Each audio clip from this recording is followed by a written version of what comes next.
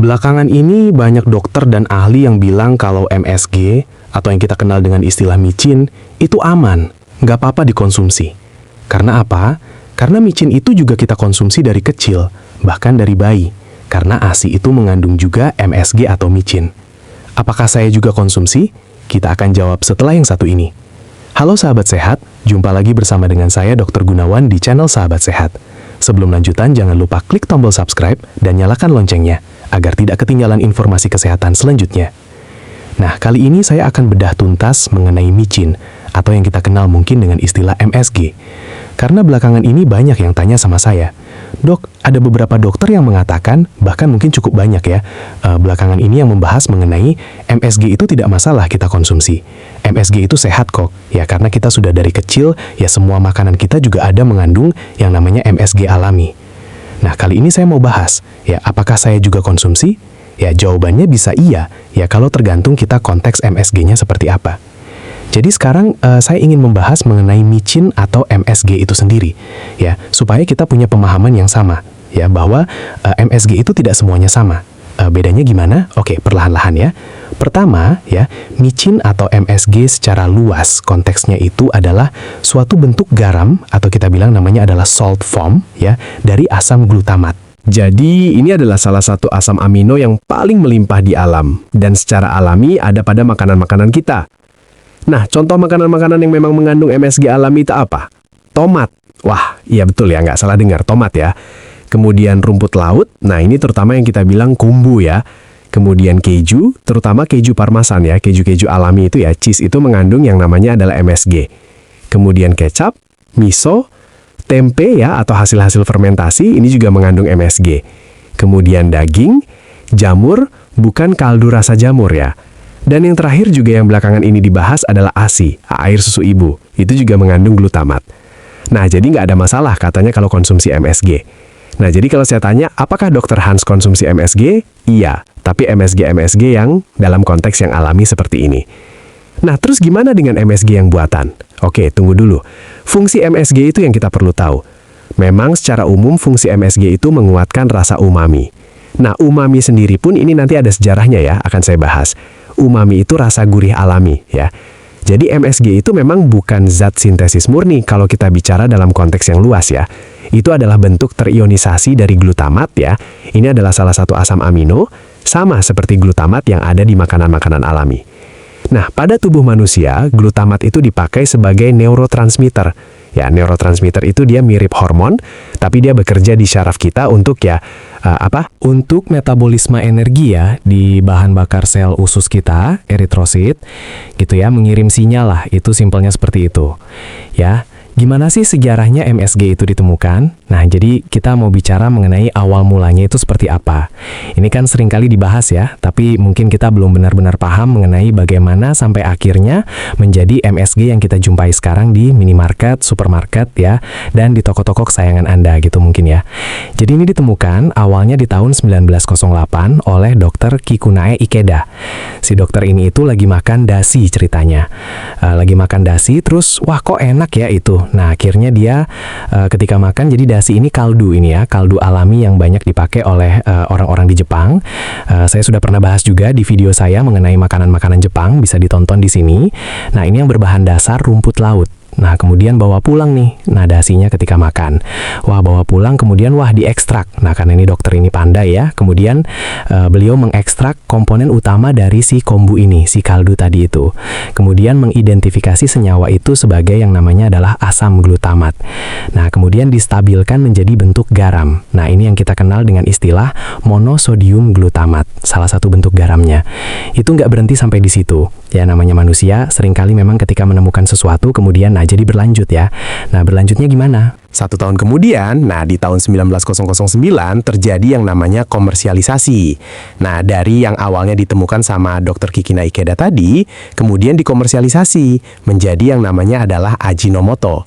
Nah, itu ya kita kenal dengan istilah brand ya. Ya, tapi sebetulnya ini artinya esensinya adalah esensi rasa ya. Ajinomoto itu berarti esensi rasa diproduksi massal.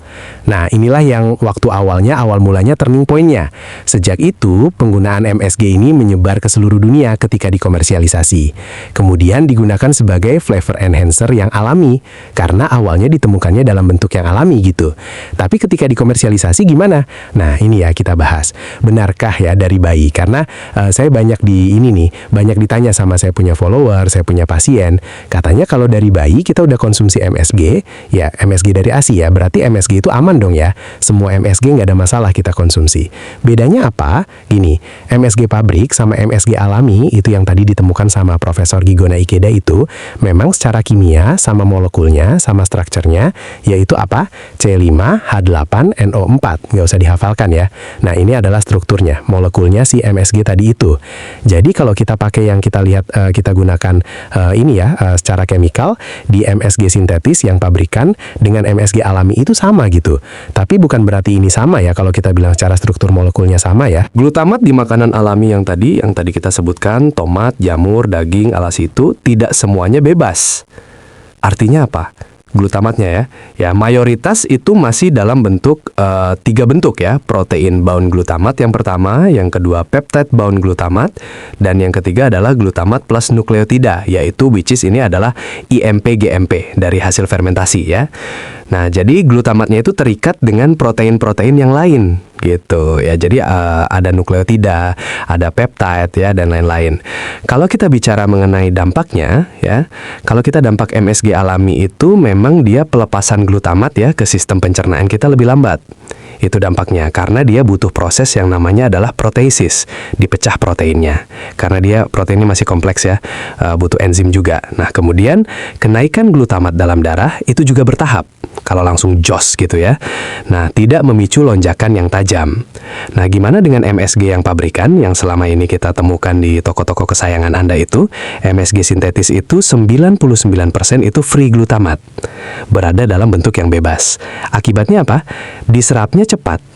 Dan dia konsentrasi luminalnya tinggi dan menyebabkan yang namanya peak exposure. Ya, jauh lebih besar gitu. Jadi exposure-nya itu mencapai ke puncak itu jauh lebih besar. Emang kenapa, Dok? Oke, tunggu dulu ya. Dampaknya apa? Ketika kita konsumsi MSG yang sintetis tadi, yang pabrikan tadi itu ya, akhirnya apa? Free glutamat yang tinggi. Asam glutamat bebas yang tinggi ini menyebabkan potensi eksitotoksisitas pada kita punya ya. Toksisitas itu gampangnya memberikan dampak buruk. Toksisitas ya racun gitu. Kalau di usus, memang kan MSG itu masuknya awalnya lewat kita punya, kalau kita makan ya pasti lewat kita lambung, kemudian lewat usus ya. Nah, ketika di usus, kadar glutamat plasma yang relatif stabil ini tentu dalam arti aman ya, nggak memicu kita punya yang namanya efek yang berlebihan. Kecuali kalau kita konsumsinya sangat tinggi. Tinggi itu berapa? Lebih dari 3 gram tanpa makanan, which is itu juga nggak relevan sebetulnya. Jadi kalau kita bicara mengenai di usus, dampak di usus kita memang tidak berdampak yang negatif. Tapi tunggu dulu ya, setelah di usus, ya usus itu kan dia jembatannya ada jembatan yang akan mengirimkan kita sinyal ke otak melalui syaraf kita ya. Itu udah pernah saya bahas juga ya. Jadi antara usus itu kan otak kedua kita ya. Ketika dia berhubungan dengan otak kita, makanya dampaknya adalah yang di otak, bukan yang di usus. Gimana untuk terjadinya eksitotoksisitas ini? Memang ya glutamat itu harus menembus yang namanya adalah sawar darah otak atau istilah kerennya blood-brain barrier ya. Itu ada yang sawar darah di otak kita yang menjaga supaya glutamat itu nggak nembus ke sana. Nah, secara fisiologi itu secara alami memang harusnya tidak menembus ya. Karena apa? Karena ada transporter aktif yang membuang dari otak itu ke darah itu ya. Harusnya bekerjanya seperti itu memang ya. Nah, jadi MSG itu tidak serta-merta memasukkan glutamat ke otak. Betul ya? Itu pada orang yang memang benar-benar tidak punya masalah kesehatan ya. Mereka benar-benar fit, sehat ya, bukan merasa sehat ya. Ya, saya bilang memang sehat secara metabolik. Nah, adakah orang-orang seperti itu? Ada. Saya yakin yang nonton SB30Hz syarat sehat kan? Nah, analoginya itu apa sih? Kalau kita konsumsi MSG alami, itu ada glutamatnya, dikasih rem itu. Sedangkan kalau kita konsumsi yang MSG sintetis, glutamatnya itu tanpa rem ya, gaspol remblong. Analoginya seperti itu. Nah, tapi ada kodok, katanya penelitiannya yang mengatakan bahwa MSG itu aman. Ada penelitiannya, kan sekarang banyak tuh yang bawa-bawa studi seperti itu. Nah, studinya kalau kita menerima studi apapun, sebetulnya kita perlu cek. Jangan langsung percaya kita telan mentah-mentah kesimpulannya. Karena apa? Biasanya studi-studi yang seperti ini konteksnya sangat sempit. Artinya apa? Banyak nge-review MSG aman itu punya ciri-ciri apa? Mereka menggunakan subjek yang semuanya sehat, nggak punya masalah-masalah metabolik. Itu yang pertama. Kemudian dosisnya rendah, moderat. Kemudian penelitiannya jangka pendek. Ya, kalau jangka jangka pendek ya nggak kelihatan masalahnya. Kemudian apa? Tidak memperhitungkan pengaruh makanan ultraproses. Emang kenapa? Tunggu dulu ya. Jadi makanan ultraproses kan seringkali ditambahkan sama MSG-MSG yang pabrikan tadi itu. Kemudian tidak menguji populasi dengan neuroinflamasi mereka yang sudah punya peradangan di syarafnya. Kemudian tidak mengevaluasi. Nah, ini efek sinergis glutamat ditambah sodium ditambah proses oil. Di mana ini ditemukan? Di mana? Makanan-makanan ultraproses. Emang kenapa, Dok? Ya, efek sinergis itu dia efek yang tidak sama ketika MSG itu tidak MSG yang sintetis ya, ini ya kita bicaranya ya. Dicampur dengan bahan-bahan yang lain. Di mana ketika kita campur dengan yang namanya sodium atau garam, kemudian dengan minyak yang diproses ya, minyak-minyak nabati, minyak-minyak yang ultraproses itu, nah ini akan menyebabkan efeknya makin besar ya. Efek untuk menembusi blood-brain barrier atau sawar darah otak itu efeknya lebih sinergis, lebih besar, lebih negatif intinya ya. Nah, kesimpulannya apa ya? Kita perlu memahami bahwa yang namanya glutamat alami atau MSG alami ya tadi yang pada makanan-makanan yang kita sebutkan, yang saya sebutkan di awal tadi, itu jauh lebih aman karena hadir dalam yang namanya adalah food matrix, yaitu ada seratnya, ada mineralnya, ada antioksidannya, ada enzimnya, dan yang paling penting pelepasannya itu lambat ya, berbeda dengan kita konsumsi yang MSG sintetis ya. Jadi kalau kita tidak tepat, kalau kita bilang MSG sintetis itu sama persis dengan yang alami, molekulnya, strukturnya sama, tapi sifatnya di dalam tubuh kita metabolismenya nggak sama ya. Ya, jadi tidak otomatis memang beracun ya. Karena apa? Orang itu paling sering gini, saya konsumsi ini dari kecil nggak apa-apa kok, Dok.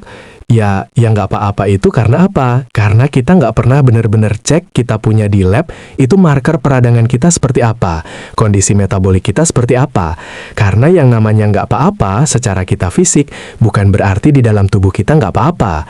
Yaitu karena kebanyakan orang ya selama ini hanya menilai kesehatan hanya dari gejalanya aja. Memang tidak otomatis beracun. Beda sama kita konsumsi ya racun tikus atau kita keracunan makanan gitu. Memang berbeda ya. Tapi yang namanya kita silent killer ya, perlahan-lahan membunuh kita ya, karena kita nggak sadar itu ya. Terutama ini lebih berisiko jika apa? Jika kita konsumsi berulang ya. Memang nggak kalau kita sekali-kali kita makan di luar ya, memang itu sulit untuk kita hindari, which is ya nggak ada apa-apa memang gitu. Yang jadi masalah apa? Yang jadi masalah itu kalau kita konsumsi berulang setiap hari ada di dapur kita dan kita nggak sadar itu ya. Kemudian kalau kita sering konsumsi makanan ultraproses tadi, ingat efek sinergisnya berbeda ketika MSG sintesis ini berdiri sendirian gitu. Ketika kita makan ultraproses, dia efeknya makin lebih negatif. Dan yang terakhir adalah ketika orang itu mengalami suatu kerentanan yang kita kenal dengan istilah komorbid mungkin ya kalau buat yang masih ingat. Nah, jadi komorbid itu apa? Orang-orang yang punya kondisi seperti hipertensi, hiperkolesterolemia, kolesterolnya tinggi, menandakan ada peradangan yang tinggi dalam tubuhnya. Most likely ya, nggak semuanya. Nggak semuanya orang yang kolesterol tinggi berbahaya. Kemudian orang yang sering mengalami sakit kepala, migrain, IBS, kemudian ADHD, autism spectrum disorder, anxiety, neuroinflamasi yang tadi saya bilang, kemudian masalah-masalah metabolik yang lainnya. Mereka ini lebih rentan, dan dampaknya MSG sintesis ini berbeda sekali. Semoga sampai sini sobat lebih paham, nggak mudah untuk memukul rata ya, menggeneralisasi. Oh, yang penting MSG ya, ada dalam bentuk alami, ada dalam bentuk sintesis. Sama aja nggak ya? Nggak sama. Dan semoga sobat saya juga lebih bijak untuk memilih makanan mulai sekarang. Silahkan bagikan jika video ini bermanfaat kepada keluarga, teman, dan pasangan Anda semua. Saya Dr. Gunawan, terima kasih untuk pertemuan kali ini. Sampai ketemu di video selanjutnya. Salam sehat. Sehat, sehat, dan sehat.